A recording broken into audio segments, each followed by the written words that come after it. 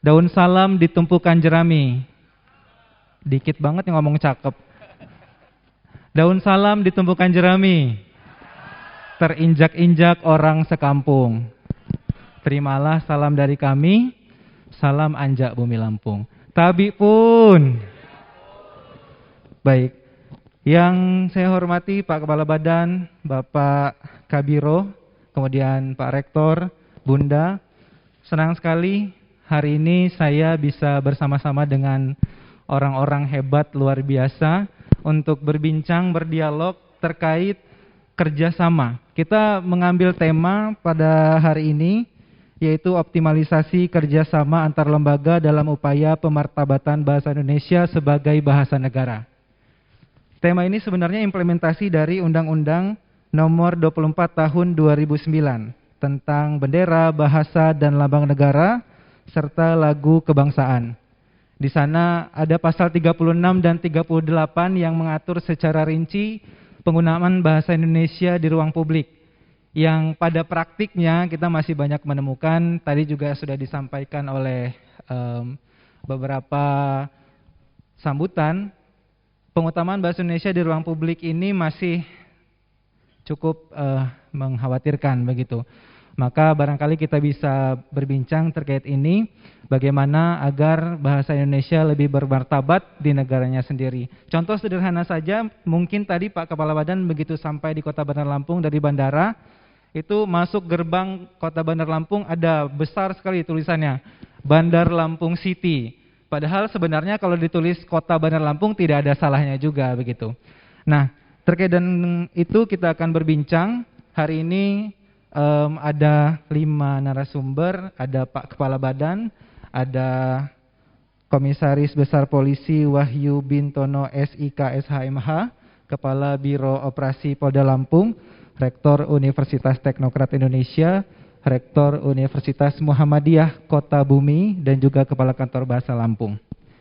Saya akan memulai dialog ini dengan bertanya terlebih dahulu kepada Profesor Amin. Tapi sebelumnya mohon maaf Bapak Ibu sekalian, waktu kita terbatas sekali, jadi untuk menjawab pertanyaan barangkali saya batasi waktunya 5 menit saja.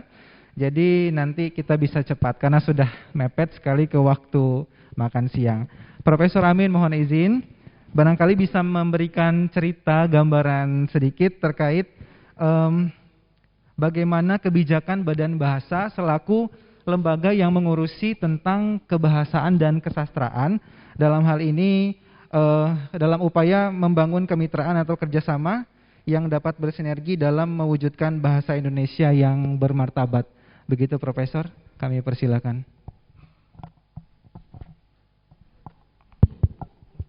Baik, terima kasih yang saya hormati para narasumber, Pak Kombes Wahyu, kemudian Pak Rektor Universitas Teknokrat Indonesia, Pak Rektor Universitas Muhammadiyah Kota Bumi, dan Kepala Kantor Bahasa Provinsi Lampung. Bapak dan Ibu sekalian, Badan Bahasa itu lahir dari sebuah amanat undang-undang, ya, Undang-Undang 24 2009, yang di situ menyebutkan bahwa urusan-urusan terkait dengan pembinaan, pengembangan dan pelindungan bahasa dan internasionalisasi bahasa itu diurus oleh sebuah badan.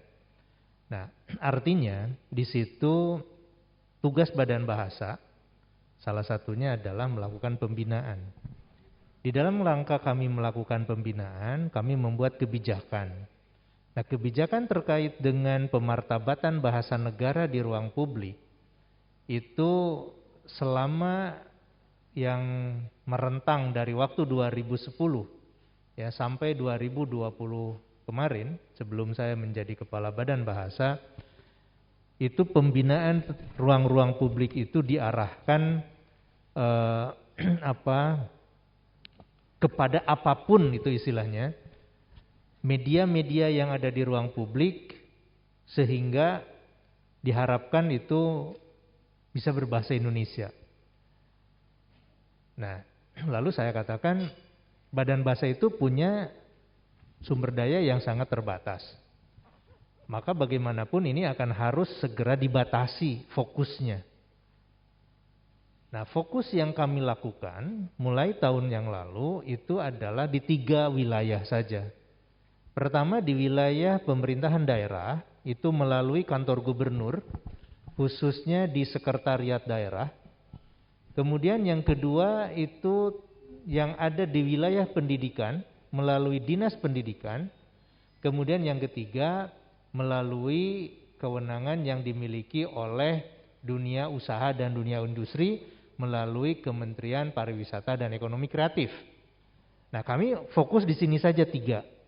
Karena apa? Kalau misalnya kita mau menggarap semuanya, itu pasti tidak mungkin. Dan kami juga mencoba meyakinkan kawan-kawan yang ada di Badan Bahasa, bahwa Badan Bahasa itu bukan polisi bahasa. Karena apa? Kalau kita mau bicara tentang polisi bahasa, artinya setiap ada kesalahan, kemudian kesalahan itu kita temukan, maka sebagai polisi ya akan dalam tanda petik melakukan penghukuman. Ya, kalau misalnya ada yang lapor, nah ini ketika lapor ini ada masalah bahasa, padahal ternyata di dalam undang-undang bahasa itu tidak ada sanksi bahasa, tidak ada dipidanakan tentang kesalahan menggunakan bahasa, tidak ada pidananya. Nah, oleh karena itu kami di dalam konteks ini membatasi diri. Pertama, fahamkan bahwa kami ini bukan polisi bahasa. Yang kedua, harus dimengerti oleh semua penyuluh kami bahwa yang harus ditumbuhkan pada saat kita melakukan pembinaan itu adalah penyadaran perilaku berbahasa. Jadi lebih persuasif sifatnya itu. Nah, yang ketiga, selain persuasif, kalau kita sudah menemukan ya persoalan-persoalan kebahasaan di ruang publik, maka kita melakukan edukasi, pembinaan melalui pendidikan. Nah, inilah penyuluhan yang disebut di dalam bahasa Badan Bahasa gitu ya. Jadi kalau pendidikan itu di ruang-ruang sekolah, gitu ruang-ruang formal, maka kami menggunakan frase penyuluhan. Nah, untuk melakukan ini kami bekerja sama dengan lembaga-lembaga yang ada di wilayah-wilayah itu.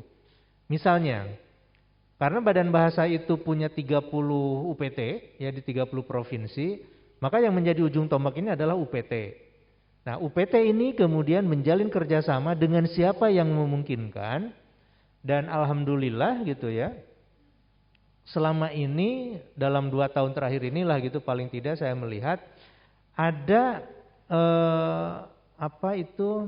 semangat yang baru ya, semangat yang dibangun oleh teman-teman di UPT untuk bekerja sama dengan instansi-instansi pemerintah dan swasta. Nah, ketika bicara di tingkat provinsi misalnya, teman-teman ini bekerja sama misalnya dengan ombudsman. Ombudsman ini sangat efektif karena bisa melakukan pembinaan mereka sebagai lembaga negara gitu, walaupun tidak menghukumi gitu ya. Nah, kemudian juga dengan tim di aparat penegak hukum, tidak dalam rangka untuk menegakkan hukum kemudian dipidanakan, tapi bagaimana kami secara bersama-sama membangun itu semua kesadaran penggunaan bahasa ya, bahasa Indonesia dalam hal ini di ruang-ruang publik. Nah, ada beberapa provinsi misalnya yang sangat unik. Saya belum tahu kalau di Lampung ya. Yang unik itu menggandeng misalnya dari Polda dan Polres, itu yang disebut dengan mitra literasi yang dikerjakan bersama polisi. Jadi yang dilakukan itu pembinaan kepada para anggota polisi, lalu mereka bekerja sama dengan para pegawai Badan Bahasa di UPT-nya, mereka bergerak ke masyarakat. Jadi polisi punya tugas untuk melakukan pengayoman, ya, kami melakukan tugas literasinya. Nah, bahan-bahannya kami siapkan dan itu berjalan secara simultan, ya, sangat sinergi begitu dengan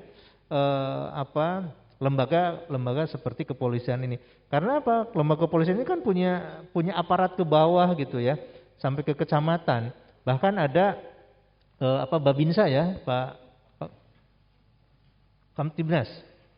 Nah, itu mereka di sana gitu. Nah, optimalisasi kerjasama seperti ini menurut saya sebuah upaya yang perlu juga digerakkan secara masif gitu ya, bukan hanya di provinsi-provinsi tertentu, tapi juga di seperti di Lampung ini begitu. Kerjasama yang lain itu tentu saja dengan media massa. Ya, media massa ini punya peran yang luar biasa. Karena sekali mereka misalnya membuat catatan berita ya di dalam medianya, itu bisa menjadi ikutan gitu ya. Bisa menjadi contoh, apakah contohnya itu contoh baik atau contoh buruk begitu. Baik contoh baik ataupun contoh buruk, masyarakat akan bisa merujuk, loh tapi kan di media massa seperti itu gitu. Nah, oleh karena itu peran media massa menjadi sangat penting ya untuk melakukan pembinaan kesadaran berbahasa para pengguna bahasa begitu. Bagi saya yang keempat ini yang terakhir, kebijakannya berbicara bahasa itu bukan berbicara urusan benar dan salah. Ini mungkin agak beda ya pendekatan saya ini. Bukan urusan benar dan salah, tapi urusan pantas atau tidak. Ya. Misalnya begini, ya urusan pantas atau tidak ini. Seperti ini Pak Kombes Wahyu. Sekarang kan memakai pakaian seragam nih. Benar, ya. Berpakaian. Lalu misalnya sekarang mau pas acara pernikahan anaknya beliau menggunakan seragam seperti ini. Pertanyaan saya, apakah benar? Secara berpakaian ya benar. Benar. Tapi pertanyaannya, apakah pantas? Kurang Mungkin, sesuai barangkali. Ya. Nanti orang adat akan mengatakan, loh kok pakai pakaian polisi gitu. Kenapa tidak memakai pakaian adat? Ini kan acara pernikahan misalnya gitu. Nah, terus berpakaian itu benar, pakai seragam polisi. Lalu mau berenang nih. Apakah menggunakan pakaian seperti ini? Tentu tidak. Jadi maksud saya adalah berbahasa itu seperti berpakaian. Kalau kita mau berenang, ya pakailah pakaian renang. Kalau kita misalnya mau umroh, ya melaksanakan ibadah umroh atau haji, ya pakailah pakaian ihram. Kalau misalnya kita mau tidur, ya pakai baju tidur, gitu. Itulah berbahasa. Jadi berbahasa itu urusan kepantasan berbahasa. Jadi kalau kita misalnya tadi, ya kita menyatakan tabik pun, itu bukan urusan benar dan salah, tapi sebuah kepantasan menyampaikan salam dalam bahasa setempat, begitu, ya. Nah inilah yang saya tekankan kepada teman-teman ya di Badan Bahasa, bahwa kita melakukan pembinaan itu menyadarkan siapapun ketika menggunakan bahasa secara pantas, ya. Misalnya ini ada ibu-ibu nih, ya, datang suaminya secara bahasa benar ketika bertanya, apakah bapak sudah makan? Tidak ada yang salah. Tapi ketika seorang bapak ditanya oleh seorang ibu, apakah bapak sudah makan? Itu bisa kaget. Sejak kapan ini istri saya kok begini bicaranya? Kan paling-paling, udah makan belum? Kan gitu. Apakah udah makan atau belum? Itu secara logika struktur bahasa itu kan salah. Tapi itu yang pantas gitu dilakukan. Gitu. Nah, itu maksud saya, melakukan pembinaan berbahasa itu seperti itu gitu, ya. Jadi pendekatannya diubah. Terima kasih. Baik, terima kasih Profesor. Boleh tepuk tangan untuk Profesor. Fokusnya adalah bagaimana menjalin dengan lembaga terkait dan juga media massa untuk melakukan pembinaan pengutamaan bahasa Indonesia utamanya di ruang publik. Saya akan ke Kombes Wahyu. Pak Wahyu, kerjasama antara Polda dengan Kantor Bahasa Provinsi Lampung dalam hal ini penyediaan ahli bahasa itu sudah terjalin lama dan sangat baik begitu. Hanya baru hari ini kita bunyikan dalam perjanjian resmi tertulis dan alhamdulillah sudah terlaksana dengan baik. Saya ingin meminta tanggapan Bapak terkait kerjasama ini dan bagaimana kira-kira terkait kerjasama ini ke depan, harapannya dari Polda dan pelaksanaan dari kerjasama bahasa ini. Apakah mungkin selain di bidang ahli bahasa kita juga bisa berkolaborasi dengan program yang lain seperti tadi Pak Profesor menyampaikan ada bidang literasi dan lain sebagainya. Silakan Pak Wahyu. Terima kasih atas waktu yang diberikan. Yang kami hormati Bapak Kepala Badan Pengembangan dan Pembinaan Bahasa, Bapak Rektor Universitas Teknokrat, Bapak Rektor Universitas Muhammadiyah Kota Bumi, Bu Eva, hadirin sekalian. Sesuai dengan yang tadi disampaikan oleh moderator, betul sekali memang selama ini antara Kepolisian Daerah Lampung dengan Balai Bahasa Provinsi Lampung ini, kantor bahasa sudah berjalan dengan baik. Khususnya di bidang penyidikan. Baik itu dilakukan di Direktorat Kriminal Umum, kemudian Krimsus, mungkin di narkoba juga, maupun di Polres jajaran. Namun sebelumnya kami juga ingin menyampaikan untuk memberikan gambaran sekilas bahwa secara penyelenggaraan kerjasama sehari-hari, rekan-rekan dari Polda mungkin sudah sering ketemu ya, terutama penyidik dengan Ibu, dengan staf Ibu untuk meminta bantuan ahli. Namun memang dalam konteks kerjasama, kebetulan kalau di struktur kami, baik di Mabes Polri dan di Polda, itu untuk kerjasama diselenggarakan oleh Biro Op. Jadi kami, Karo Op ini membawahi atau memiliki 3 subsatker, itu Binop, Pembinaan Operasi, Pengendalian Operasi, dan kerjasama. Itulah maka tadi Bapak Kapolda menunjuk kami untuk mewakili beliau karena beliau ada kegiatan. Nah memang Bapak Ibu sekalian, saat ini harus kita akui bahwa semakin banyak masalah di masyarakat di segala aspek, baik itu di bidang ideologi, politik, ekonomi, sosial budaya, termasuk keamanan tentunya. Dan ini muaranya juga banyak yang ke permasalahan hukum, di mana konsekuensi itu menjadi tugas kami, yang mana Polri dalam hal ini memiliki 3 tugas pokok: memelihara Kamtipas, menegakkan hukum, melindungi, mengayomi, dan melayani masyarakat. Ada yang bilang, Pak Kaban, polisi ini keranjang sampah. Kalau yang enak-enak nggak pernah dihubungin ke polisi, tapi giliran ada masalah baru dilaporkan ke polisi. Tapi memang itu sudah tugas pokok kami, dan memang itu menjadi tanggung jawab Polri untuk menindaklanjuti. Nah, ada permasalahan-permasalahan di masyarakat yang sekarang ini kita ketahui bersama, kita saksikan baik itu melalui mass media, media online, termasuk juga di media sosial. Ini permasalahan yang awalnya atau terjadi di dunia maya, cyber ini, Pak. Kita tahu bersama bagaimana sekarang karena memang era revolusi industri 4.0 mungkin juga sudah mendekati 5.0 Pak ya, dengan IoT-nya, kemudian juga digitalisasi. Ini ada memang mungkin masyarakat kita yang mungkin belum paham sepenuhnya, kemudian juga lalai sehingga disalahgunakan.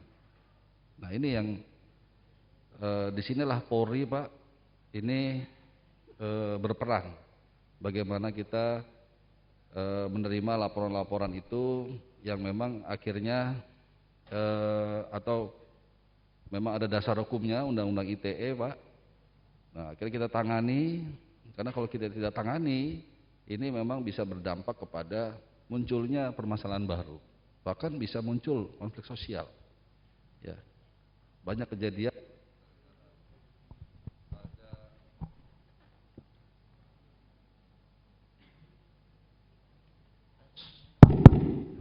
Makasih, Pak. Banyak kejadian gara-gara mungkin ada narasi-narasi yang salah di media sosial, contohnya itu dampak, mohon maaf Pak, tawuran atau mungkin ada bahkan perang antar kampung. Nah, disinilah Pak Polri dengan tugas pokoknya kita melakukan langkah-langkah penegakan hukum. Khususnya kita melakukan penyelidikan dan penyidikan. Dan memang Pak, karena memang hukum terus berkembang, tentu kita juga Polri menyesuaikan, kita beradaptasi dengan perkembangan hukum.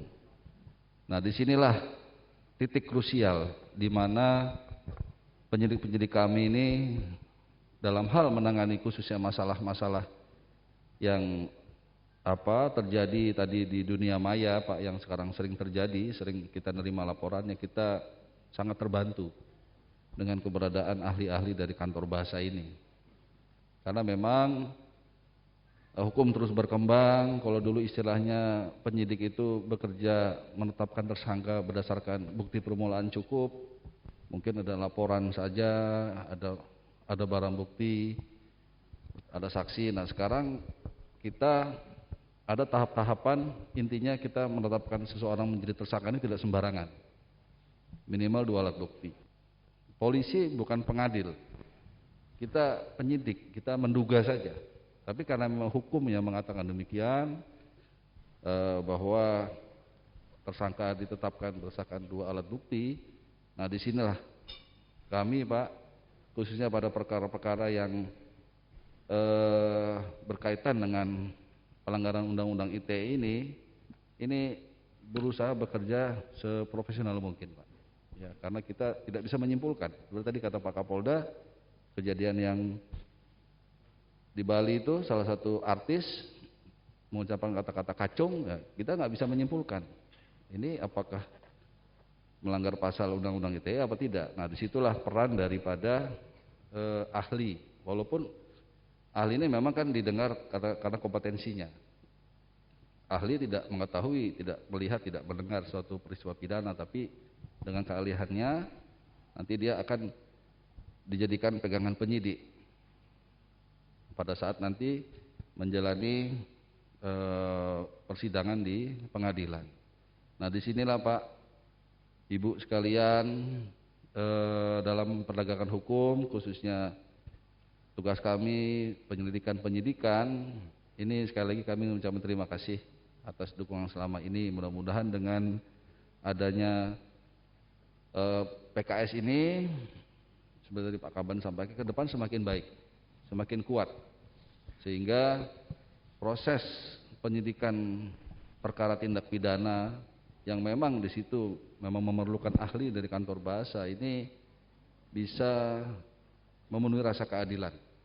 Karena kita Polri kan tidak sendiri, kami bagian dari Criminal Justice System, masih ada jaksa penuntut umum, masih ada hakim, tapi semuanya bermula dari kami. Nah, disinilah penyidik dituntut untuk terus bekerja sama yang baik, ya, pada penanganan kasus-kasus tertentu dengan pihak kantor bahasa. Kemudian juga terakhir, harapan kami ke depan bahwa sebetulnya permasalahan di masyarakat ini Pak, ini memang sebisa mungkin ada langkah-langkah antisipasi. Ada antisipasi, ada pencegahan. Nah, sebisa mungkin penegakan hukum, apalagi termasuk kasus-kasus seperti ya tadi pelanggaran Undang-Undang ITE ini, terakhir sajalah. Sebisa mungkin ada langkah antisipasi supaya tidak terjadi. Salah satunya melalui literasi. Nah, disinilah mungkin ke depan dari Polda siap apabila ada kegiatan-kegiatan literasi, bagaimana berbahasa yang baik ke masyarakat. khususnya mungkin dalam ini Pak ya, dalam penggunaan ya media sosial, juga dalam menggunakan berkomunikasi di smartphone ya. Mungkin kalau WA Group itu bukan kategori media sosial. Media sosial ini 3 ini yang memang menjadi ikon ya, seperti Instagram, Twitter, Facebook, itu 3 ini media sosial. Ini sering terjadi di sini nih, peristiwa-peristiwa pidana ini. Tapi kadang-kadang permasalahan muncul dari ya ini komunikasi WA Group atau Telegram, ketika nanti di situ terjadi mungkin salah kata, muaranya bisa muncul peristiwa baru. Atau mungkin tanpa seizin orangnya, mungkin narasi ini di-share keluar. Nah ini eksesnya bisa kemana-mana, bisa menimbulkan keresahan, kegaduhan, bahkan tadi bisa menimbulkan permasalahan baru yang lebih berat, ya, seperti konflik sosial. Itu tentunya kami siap mendukung apabila ke depan ada rencana untuk melakukan langkah-langkah literasi kepada masyarakat. Mungkin demikian Mas yang dapat kami sampaikan. Terima kasih atas kesempatan yang diberikan. Baik, terima kasih Pak Wahyu. Saya boleh minta tepuk tangannya.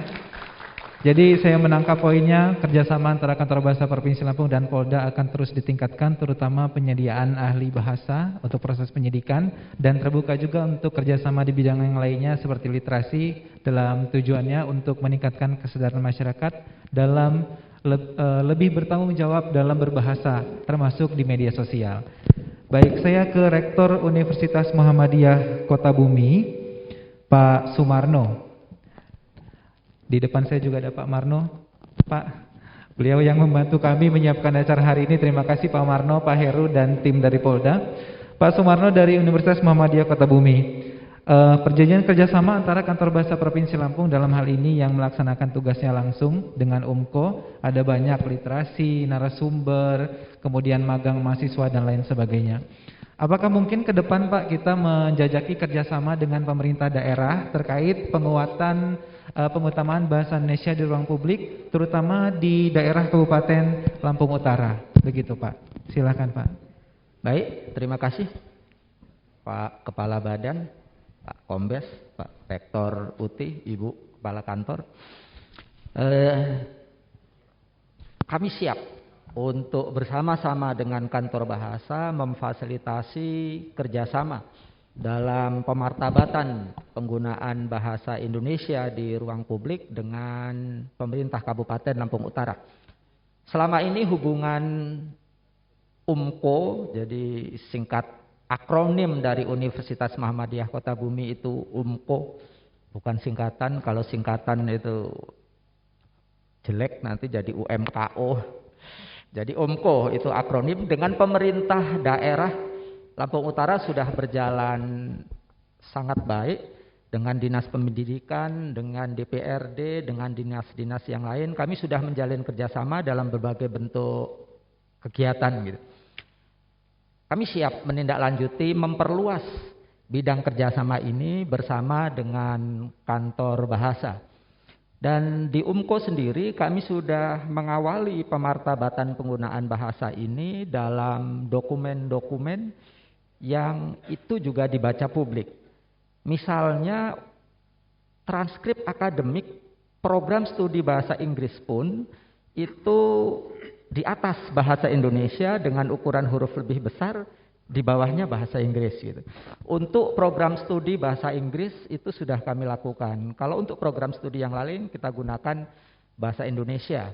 Dan ijazah juga demikian, ijazah juga bahasa Indonesia di atas dengan ukuran huruf standar dan bahasa Inggrisnya kita letakkan di bawah. Jadi kami sudah mengawalinya sehingga pada saatnya kita akan bekerja sama dengan pemerintah daerah Kabupaten Lampung Utara, dinas instansi yang ada di Lampung Utara. Saya pikir kami siap.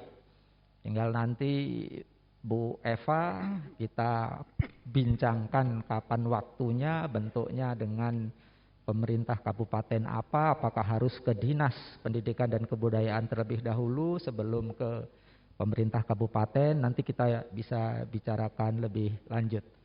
Karena Kota Bumi itu, Lampung Utara itu kabupaten yang tua, kabupaten yang awal di Provinsi Lampung. Luasnya juga luar biasa saya pikir, karena Lampung Utara itu sudah beranak bercucu gitu. Tulang bawang barat itu cucu, karena sebelumnya dari Lampung Utara pecah menjadi tulang bawang. Kemudian tulang bawang pecah menjadi tulang bawang barat dan Mesuji. Jadi memang wilayahnya Lampung Utara sangat luas, sekolah juga banyak, sehingga ketika kita melakukan kerjasama itu akan memberikan, saya yakin akan memberikan efek yang juga lebih luas bagi pemartabatan penggunaan bahasa Indonesia. Meskipun harus kita ketahui Lampung Utara termasuk yang kental dengan nuansa daerahnya. Beberapa penamaan di ruang publik seperti nama jalan itu di beberapa daerah ditulis dengan dua bahasa, bukan Indonesia dan Inggris, Indonesia dan bahasa Lampung. Dan bahasa Lampung bukan dengan huruf Latin, di Lampung Utara itu ditulis dengan aksara Lampung. Jadi Kaganga dan seterusnya dengan aksara itu. Mungkin Ibu Eva sudah menyaksikan itu karena beberapa waktu yang lalu, terima kasih Ibu sudah kunjung ke Universitas Muhammadiyah Kota Bumi. Jadi secara singkat kami siap untuk bersama-sama memfasilitasi pemerluasan kerjasama ini dengan pemerintah daerah Kabupaten Lampung Utara. Terima kasih. Terima kasih Pak Marno, boleh saya minta tepuk tangannya. Saya menyoroti secara khusus praktik pengutamaan bahasa Indonesia yang meletakkan bahasa Indonesia sebagai bahasa utama, baru di bawahnya dituliskan bahasa asing. Luar biasa. Nanti setelah ini akan ada sesi tanya jawab, nanti akan saya persilakan Bapak Ibu yang ingin bertanya, nanti akan saya beri waktu. Saya akan ke Pak Nasrullah terlebih dahulu. Pak Nasrul, saya sering sekali melihat foto Pak Nasrul karena banyak sekali teman saya yang mahasiswa UTI dan beberapa rekan saya juga mengajar di UTI. Dan baru sekarang saya bertemu langsung, alhamdulillah saya senang sekali Pak. Nah, terkait dengan pengutamaan bahasa Indonesia di ruang publik. Kampus Teknokrat ini kan kampusnya sang juara dan itu terbukti dari banyaknya penghargaan yang diraih, tadi Bapak juga sudah menyampaikan. Tapi sejauh ini kita belum punya sosok percontohan begitu Pak, kampus yang berkomitmen mengutamakan bahasa Indonesia di ruang publik. Contohnya tadi sudah disampaikan oleh Pak Rektor dari UMKO. Jadi di ruang-ruang publik itu tidak ditemukan lagi seperti contoh di ruangan ini, di sebelah sana kita bisa temukan tulisan exit dan di bawahnya lebih parah lagi itu aksara apa Korea atau Jepang begitu. Harapannya begitu tidak ada lagi. Nah, komitmen seperti itu apakah ada Pak untuk kedepannya? Mudah-mudahan nanti jadi sang juara juga dalam pengutamaan bahasa Indonesia di ruang publik, baik di ruang terbuka maupun implementasi pada mahasiswa dan juga para pegawai di Universitas Teknokrat Indonesia. Bagaimana Pak? Terima kasih. Kembali Assalamualaikum warahmatullahi wabarakatuh. Kang Prof Endang, untung enggak Teh Eva, Bunda Eva, Udi Eva dan Mas Kombes Wahyu kita ini, Mas Warno ya. Terima kasih sudah bisa bersama-sama dan seringnya saya ditaruh terakhir gitu beberapa itu. Saya kira ini kelanjutan dari program Uni Eva yang lalu sudah bicara literasi, di mana pembicaraan juga salah satunya Ibu Arinal Junaidi pada waktu itu, Ibu Gubernur di situ.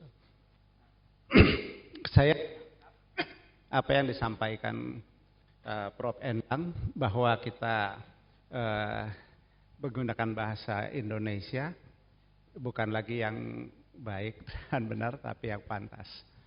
Saya kira dua-duanya kita pakai. Karena itu bahasa Indonesia yang baik dan benar itu menjadikan dasar, yang pantas atau tidak juga menjadikan suatu dasar. Bisa dia baik dan benar, belum tentu dia pantas. Bisa dia pantas, tapi belum tentu baik dan benar. Nah, kalau ini tidak pantas dan baik dan benar, nanti akan masuk ke tempat Mas Wahyu, gugatan-gugatan nantinya dari masyarakat. Tapi sebelumnya saya ingin menyampaikan juga kita siap kerjasama. Sebenarnya sudah terjalin kerjasama ini dengan bahasa kita, aduh kok lupa ini, dengan kantor bahasa sudah terjalin dalam prakteknya itu. Jadi ini hanya formalitasnya. Di dalam kita bicara bahasa, kelihatannya kita hanya bicara seolah-olah kita berbicara bahasa Indonesia. Padahal bukan hanya itu. Di dalam literasi adalah bagaimana berbicara, bagaimana mendengar. Kemarin kita bicarakan banyak orang bisa bicara, tapi tidak mampu mendengar dengan baik. Kalau saya bicarakan para pejabat kita di DPR RI, off the record, nanti saya digugat lagi. Ngomongnya keras-keras terus ya, Kang Endang ya.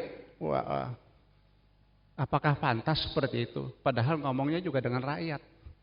Ini. Nah, artinya kadang-kadang tidak menangkap.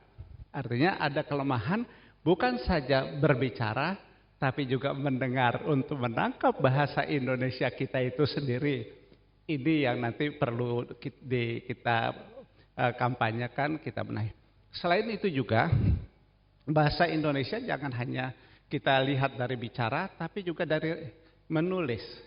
Ada perbedaan ketika menulis skripsi, disertasi, tesis, itu harus bahasa Indonesia yang baik dan benar berdasarkan prinsip-prinsip dari atau norma-norma ilmiah.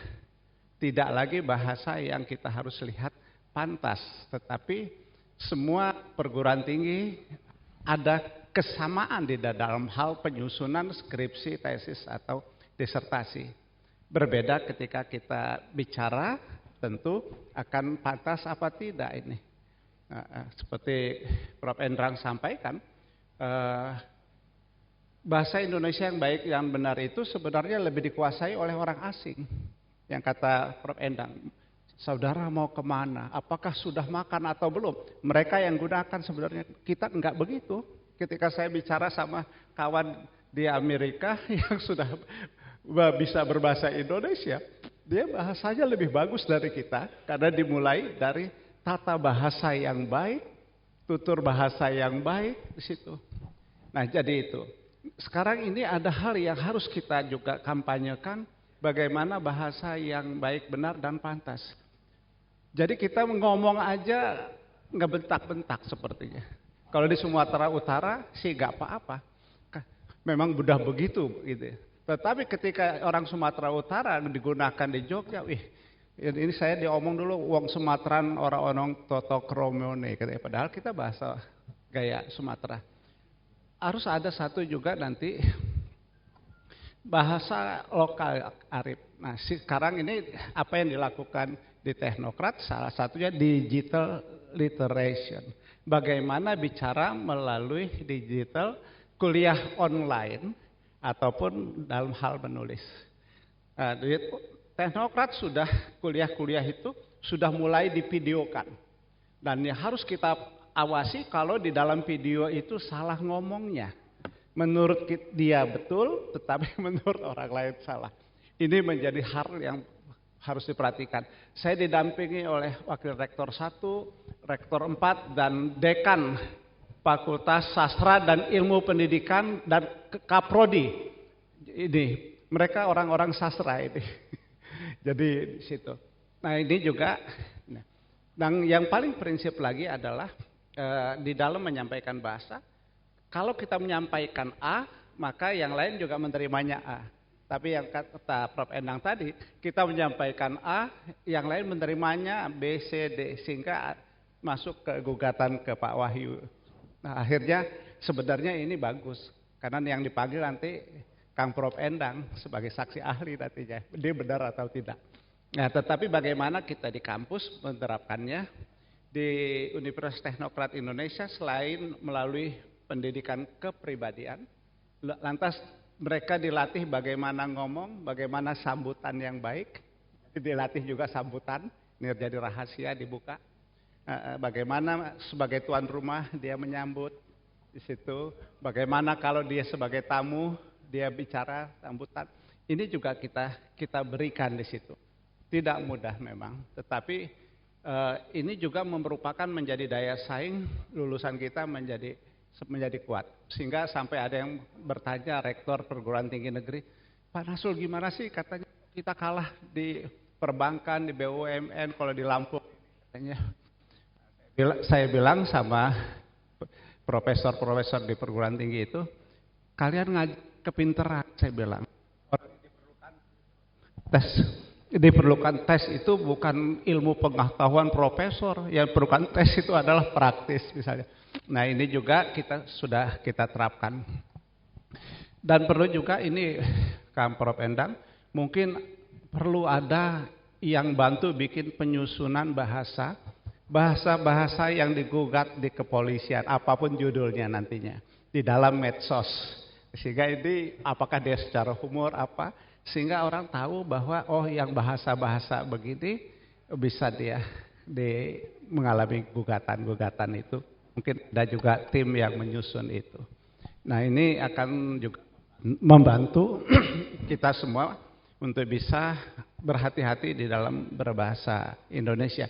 Terus Universitas Teknokrat sudah membantu guru-guru sekolah untuk kuliah online, digital literasi itu tadi.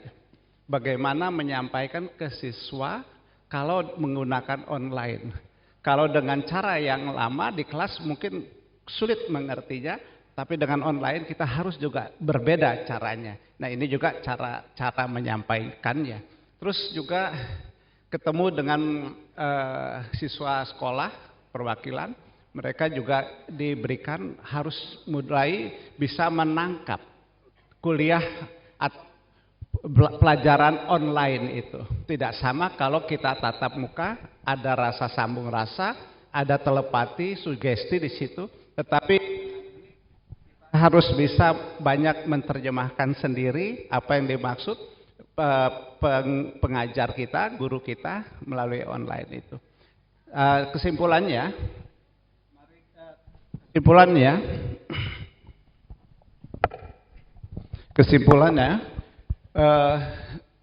kita menyampaikan bahasa tidak hanya lagi bicara, tidak lagi menulis, artinya mendengar, tapi mulai bagaimana kita menyampaikan bahasa Indonesia melalui digital literation. So, kata Prof tadi, kita ngomong, orang di Papua ngomong, tadi juga Pak Kapolda kita ngomong, orang di Papua ngomongin kita, tahu-tahu ada yang ngegugat juga begitu. Nah, digital literation ini terhadap bahasa Indonesia, prakteknya perlu menjadi pemikiran baru. Bagaimana kuliah online, menyampaikan online, menerima, memerlukan hal motivasi yang baru. Sebagai penutup, sepertinya kalau kita mau kembali nasionalisme seperti yang diungkapkan Pak Harmoko tahun 95. Pak Harmoko menerapkan semua tulisan bahasa Inggris, bahasa asing harus dijadikan tulisan bahasa Indonesia. Maka Teknokrat kursus dulu TECH diganti menjadi Teknokrat huruf K. Semua kita jadi begitu. Nah, apakah mau seperti ini lagi memerlukan pemikiran yang berbeda, zamannya zaman orang mengkritik terus. Tetapi juga kalau pengalaman di Jepang, saya ada pada waktu mahasiswa diundang oleh Perdana Menteri Jepang, Nakasone program di sana 3 bulan. Kita kesulitan di Jepang, hanya kita tahu angka, tulisannya semua tulisan Jepang, tidak ada terjemahannya itu. Kita ke pasar, ke mall, tulisan Jepang, hanya tahu angka yang Latin, harganya. Sangat kesulitan kita. Sehingga kita juga bawa kamus, bawa ini, akhirnya belajar sendiri kita. Tetapi tentu ini pengalaman yang berbeda. Hanya ini Kang Prof, boleh kita terapkan ini, tapi mungkin untuk kota-kota pariwisata harus ada keringanan. Tidak harus berbahasa Indonesia semua. Bali atau kota-kota yang lain, dia harus memunculkan bahasa internasionalnya. Kalau tidak ada yang mudah datang ke Indonesia. Datang tapi tidak mudah. Itu saja saran saya. Kesimpulannya digital literations itu perlu kita pikirkan. Terima kasih. Wassalamualaikum warahmatullahi wabarakatuh. Waalaikumsalam warahmatullahi wabarakatuh. Boleh saya minta tepuk tangan lagi untuk Pak Rektor. Terima kasih Pak Nasrullah. Selanjutnya saya ke Bunda yang paling cantik di antara kami berenam. Bunda, sebagai UPT dari Badan Bahasa yang ada di daerah yang akan langsung melaksanakan kerjasama dengan ketiga lembaga ini, bagaimana kesiapan Bunda dalam mengkoordinasikan segala hal untuk pengimplementasian dari kerjasama ini? Kalau yang disampaikan Profesor tadi, Cing, yang ada Cing tadi saya lupa, di Tukcing ya Prof. Jadi bagaimana kesiapan kita Bunda, dalam hal ini Bunda sebagai Kepala Kantor, untuk menindaklanjuti kerjasama yang sudah kita tangani ini ke depannya? Silakan Bunda.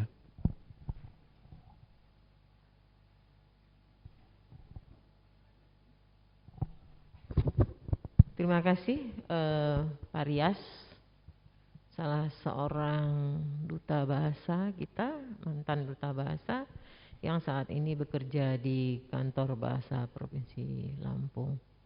Pak Rias adalah wajah dari pembinaan bahasa Indonesia yang sudah kita lakukan bertahun-tahun lalu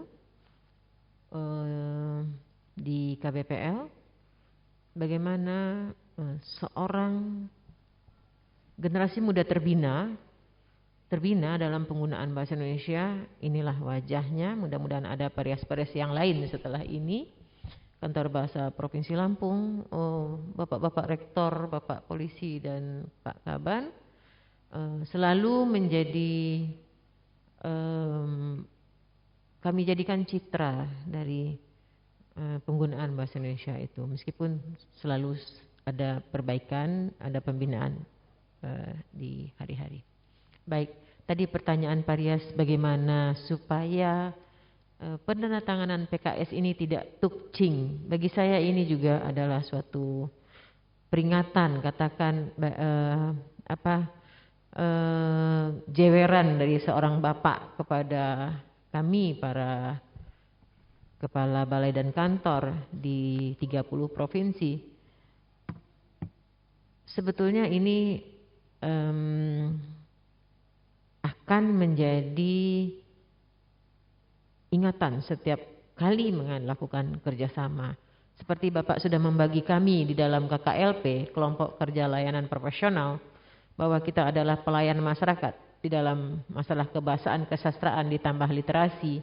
Maka Kantor Bahasa Provinsi Lampung insya Allah tidak akan melakukan tukcing. Tapi kita melakukan kerjasama terlebih dahulu, barulah kemudian beliau kita undang untuk menandatangani kerjasama yang sudah terbina sebelumnya. Jadi bukan piagam kerjasama dulu, lalu melakukan, barulah kerjasamanya dipikirkan, bukan begitu Prof dan Pewara, moderator kita. Pagi ini saya mendapat beberapa japrian dari tamu undangan kita, kenapa tidak bekerja sama dengan kami? Kenapa kami tidak diikut sertakan dalam piagam penandatanganan kerjasama ini? Saya katakan, maaf, tunggu dulu ya Bapak Ibu, kita melakukan dulu penjajakan apa yang akan kita kerjasamakan, apa program kerja yang akan kita lakukan. Kita uji coba dulu, kalau memang bisa dan keberhasilannya dapat dipertanggungjawabkan, barulah kemudian secara resmi helat penandatanganan kerjasama ini kita tanda-tangani. Nah, seperti itu jawaban saya, moderator. Terima kasih, mohon maaf kalau saya kilaf. Assalamualaikum warahmatullahi wabarakatuh. Waalaikumsalam warahmatullahi wabarakatuh. Baik. Jadi penandatanganan kerjasama ini adalah implementasi dari kerjasama yang sudah dilakukan sebelumnya. Nah, sekarang saya persilakan Bapak Ibu yang barangkali ingin bertanya. Satu penanya, ada lagi? Baik, saya persilakan.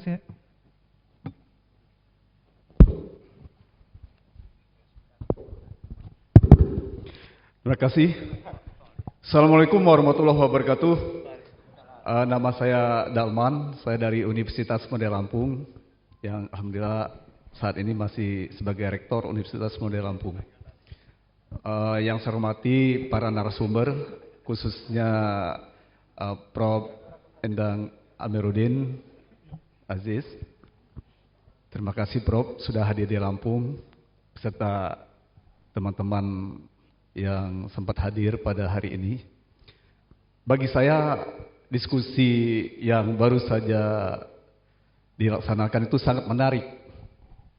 Bahkan saya ingin sekali untuk memberikan tanggapan gitu atas diskusi yang disampaikan. Kalau berbicara masalah pantas dan tidak pantasnya berbahasa, memang itu sudah seharusnya kita lakukan, karena apalagi saat ini siswa kita, mahasiswa kita, bahkan masyarakat itu ketika berbicara di situasi resmi, mereka masih menggunakan ragam bahasa ringkasnya. Sementara yang seharusnya kita bisa melihat bahwa ketika kita berbicara dalam situasi resmi, mau tidak mau, wajib kita menggunakan ragam lengkap. Jadi berarti menggunakan bahasa Indonesia yang baik dan benar. Kemudian ketika kita berbicara, berada dalam situasi tidak resmi, misalnya di luar dari sini, itu kita memang harus menggunakan ragam ringkas.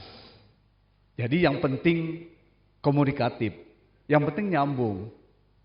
Bahkan inilah sebetulnya yang harus kita kembangkan, kita bina pada masyarakat, pada siswa dan mahasiswa kita. Bahwa sebetulnya bahasa Indonesia itu kalau penggunaannya ini tidak kita sampaikan dengan sebenar-benarnya, ini mereka akan mencampur adukan. Ketika mereka menulis dalam karya tulis ilmiahnya pun masih banyak kekeliruan yang mereka lakukan. Oleh sebab itu saya setuju sekali apa yang disampaikan oleh Prof. Endang, kemudian juga Dr. Nasrul, bahwa sebetulnya ketika kita menulis karya ilmiah itu suka tidak suka, mau tidak mau, wajib itu menggunakan bahasa Indonesia yang baik dan benar, mengikuti kaidah bahasa Indonesia yang tentu saja menggunakan bahasa Indonesia laras ilmiah. Tidak boleh tidak. Nah, tetapi ketika kita menulis juga, menulis non ilmiah, ya silakan saja. Ketika kita menulis novel, kita bisa juga menggunakan bahasa Indonesia, misalnya ragam ringkas tadi, pada konteks-konteks tertentu. Tidak semuanya. Itu. Nah, saya kira ini adalah tugas kita semua, termasuk media-media. Kalau tidak dari sekarang kita memulai untuk membina dan mengembangkan bahasa Indonesia ini, saya kira lambat laun bahasa Indonesianya itu menjadi bahasa Indonesia yang gado-gado nanti. Jadi campur, baik dalam kegiatan menulis karya ilmiah maupun dalam kegiatan berbicara pada situasi resmi. Nah sekarang ini mumpung ada Pak Endang, Prof. Endang, beranikah kita untuk menetapkan kebijakan, ini pemerintah bahwa seluruh fasilitas yang ada di Indonesia ini menggunakan bahasa Indonesia, seperti halnya Jepang tadi. Kalau kita berani, insya Allah nanti orang luar kalau mau ke Indonesia dia harus belajar dulu bahasa Indonesia. Kalau dia mau belajar di perguruan tinggi Indonesia atau di sekolah Indonesia, mereka juga harus belajar bahasa Indonesia. Makanya nanti akan melakukan, kan kita ada BIPA. Baik. Ya, seperti itu. Nah, oleh sebab itu memang harus ada keberanian, kebijakan. Kebijakan itu penting oleh pemerintah bahwa kita memang wajib menggunakan bahasa Indonesia. Baik. Nah, seperti itu saya kira ya. Terima kasih. Saya kira terima kasih. Wassalamualaikum warahmatullahi wabarakatuh. Waalaikumsalam. Tepuk tangan. Terima kasih Pak Rektor dari Universitas Muhammadiyah Lampung sudah menyampaikan tanggapannya. Saya mohon Profesor Amin menanggapi, Pak.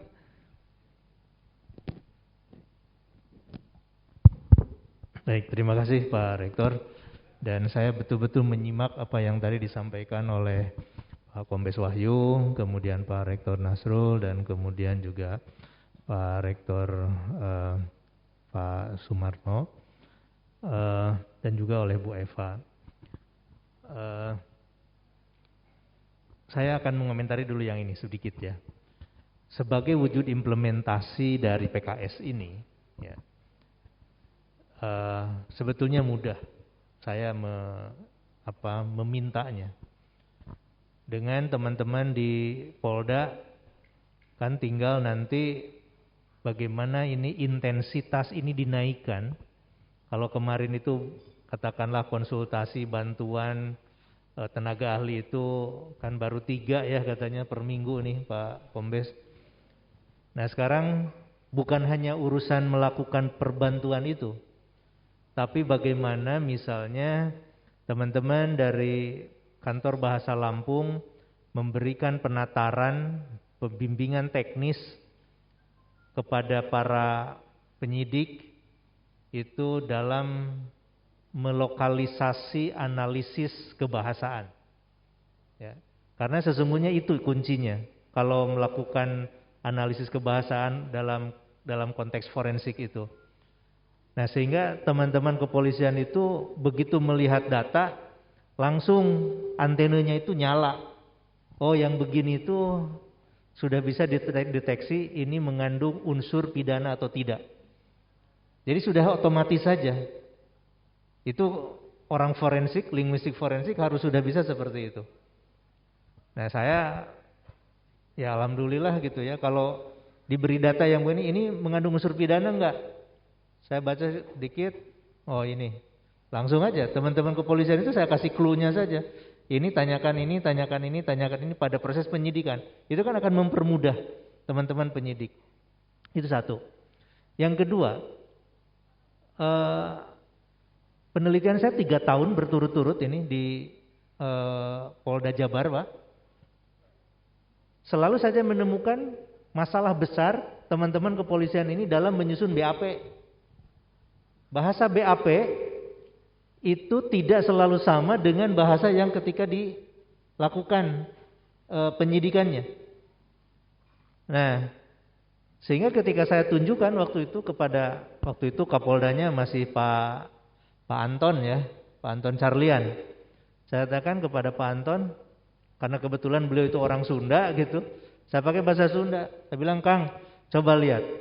Ini penelitian saya ketika merekam ini, proses penyidikan, mereka tanyakan ini, begini perkonstruksinya, tapi ketika dituliskan, kok jadi begini?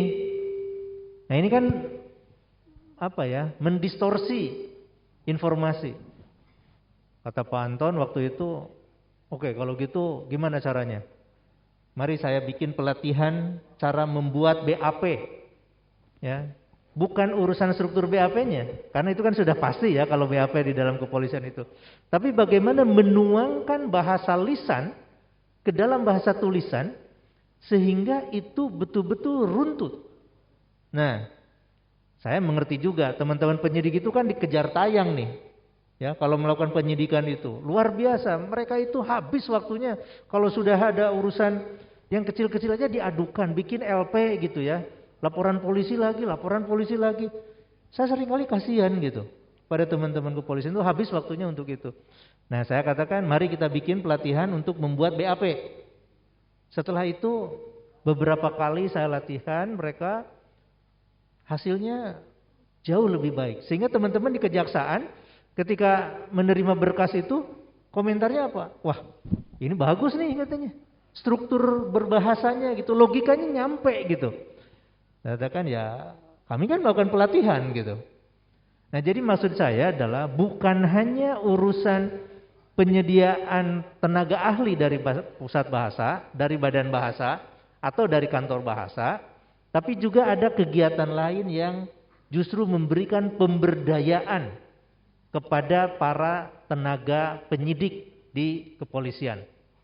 Ya. Kalau misalnya kantor bahasa kesulitan karena tidak ada sumber daya manusianya gitu, tinggal lakukan saja melalui badan bahasa dari pusat. Minta ahlinya untuk dilakukan penataran misalnya atas perintah dari apakah dari Kapolda, apakah dari Biro SDM-nya atau dari siapa. Ikuti pelatihan ini. 3 hari selesai itu. Ya. Kan mudah ya Pak Gomes kalau yang begitu. Karena sistemnya komando gitu. Mereka akan ikut. Dan ini yang kami lakukan di Jawa Barat waktu itu melalui Pak Kapolda Anton Carlian. Itu yang kedua. Ya, untuk kepolisian. Memang masih ada yang lain, tapi nanti kasihan juga Bu Eva ya. Ini baru saja bernafas, sudah dikasih tugas ini lagi. Mungkin kata Bu Eva, aduh ini kepala badan ini nyiksa saya nih. Ya, gitu. Tapi akan membahagiakan teman-teman anggota kepolisian loh. Saya sangat yakin. Ya, hasilnya mereka itu menjadi polisi-polisi yang smart, yang cerdas. Ini sudah kelihatan. Itu yang untuk tim kepolisian. Untuk di perguruan tinggi ini, ya. Tadi kan di Universitas Teknokrat, kemudian di Muhammadiyah, itu kan punya program studi bahasa Indonesia, bahasa Inggris, dan pasti ada MKU bahasa Indonesia. Kan itu kan wajib. Beberapa perguruan tinggi itu ketika kami melakukan kerjasama, saya selalu menyatakan kepada rektornya atau wakil rektor satunya, berani enggak menetapkan standar kelulusan untuk mata kuliah bahasa Indonesia itu bukan hanya diukur oleh tugas dari dosennya, tapi gunakan standar UKBI, uji kemahiran berbahasa Indonesia. Jadi mereka itu belajarnya bukan belajar tadi yang kata Pak Kapolda itu saya bahasa Indonesia enggak pernah 100 gitu ya. Karena memang pelajaran bahasa Indonesia itu sangat tidak menarik. Sulit dianggapnya gitu. Sehingga orang menjadi tidak punya semangat. Dan merasa, saya sudah bisa bahasa Indonesia gitu. Nah coba sekarang kalau misalnya kita naikkan standarnya nih. UKBI itu Pak, uji kemahiran berbahasa Indonesia. Saya lakukan revolusi. Sistem pengujiannya itu tidak lagi ditenteng dibawa kemana-mana. Internetnya juga sekarang sudah beda gitu ya sistemnya. Sekarang ini dikerjakan dengan cara TOEFL aja belum bisa Pak sistemnya. Kami menggunakan sistem UKB adaptif namanya.